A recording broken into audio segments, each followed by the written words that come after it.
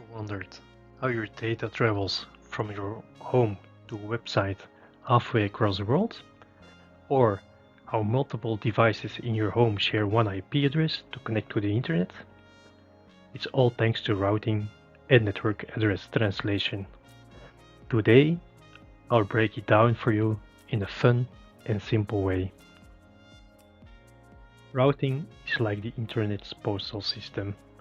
Just like how letters travel to a friend across the world, routers help your data find the best path across the internet to reach its destination. Let's see how this works. You send data. Your device sends a request, like for example visiting a website. 2. Your router checks the destination. Your router looks up the destination's IP address. 3. Finds the best route. The router picks the best path for your data based on its routing table. And 4. Forwards the data. The data is forwarded through multiple routers until it reaches the destination. Routers ensure data knows where to go. Routing makes sure data takes the most efficient path and avoiding delays. Without routing, data would get lost in the vastness of the internet. What is NAT? NAT is like a translator for IP addresses. It allows multiple devices on your home network to use one public IP address to connect to the entire internet. This was created to solve the problem of running out of public IP addresses, so let's break it down. Every device on your home network has a private IP. Your network has one public IP address assigned by your internet service provider, or ISP for short. When your device sends data, NAT changes the private IP to the public IP. And when the data comes back, NAT translates it back to the correct private IP. Types of NAT. You have static NAT. One private IP is mapped to one public IP. This is rare for home networks. Dynamic NAT is a pool of public IPs that is shared amongst devices.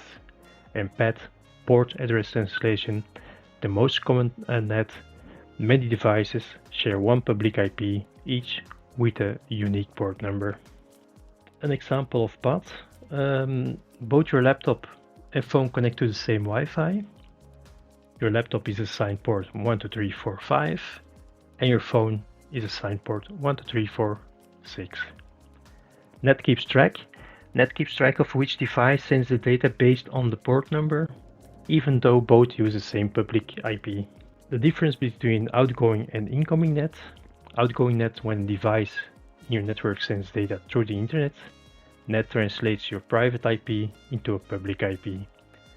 An incoming NAT is used for services like hosting a server.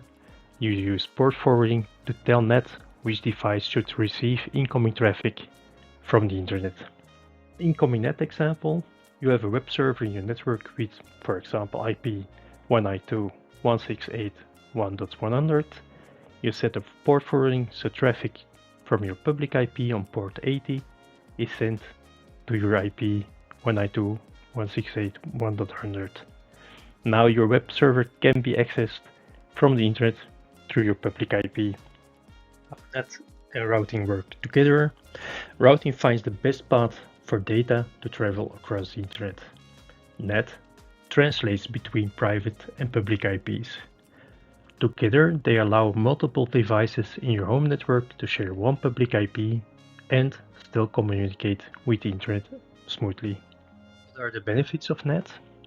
One conserves IP addresses, so NAT allows many devices to share a single public IP. Security, devices inside your network are hidden behind the public IP, adding more privacy. And lastly, flexibility. You can have lots of devices on a private network without needing public IPs for each one. Wrapping things up, routing is like the internet's postal system, guiding your data to its destination. NAT is a translator that allows multiple devices to share one public IP.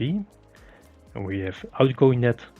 that helps your devices send data out, while incoming net, port forwarding, allows you to host servers or access devices remotely. So, next time you surf the web or stream a movie, you can think about all the behind the scenes magic of routing and net